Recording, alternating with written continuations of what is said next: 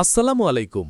আজ আমি বলবো এমন এক যুদ্ধের কথা, যে যুদ্ধটা হয় হাসপাতালের সাদা দেয়ালের ভিতর, আর যার নায়িকা একজন মা। হ্যাঁ, আমি বলছি সিজারিয়ান সেকশন, অর্থাৎ সি সেকশন নিয়ে। অনেকেই ভাবে এটা শুধু একটা অপারেশন, কিন্তু না, এটা হলো একজন মায়ের জীবনের সবচেয়ে কঠিন সিদ্ধান্ত।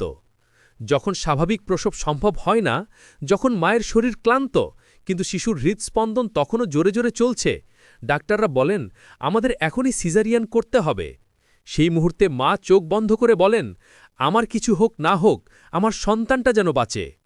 এই একটাই বাক্য যা প্রমাণ করে একজন মাই পৃথিবীর সবচেয়ে সাহসী মানুষ।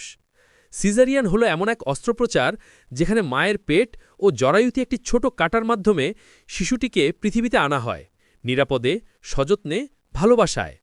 অনেকেই ভাবে সি সেকশন মানে দুর্বল মা, কিন্তু সত্যি কথা হলো এটা দুর্বলতা নয়, এটা বীরত্ব। কারণ যে নারী নিজের জীবনকে ঝুঁকিতে রেখে আরেকটি জীবনকে পৃথিবীতে আনে, সে দুর্বল নয়, সে এক অদম্য যোদ্ধা।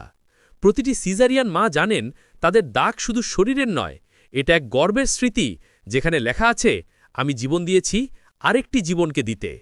তাই যারা সিজারিয়ান করেছেন তাদের দিকে তাকিয়ে কখনো দয়া নয়, সম্মান দেখান, কারণ তারা শুধু মা নন, তারা প্রকৃত নায়িকা।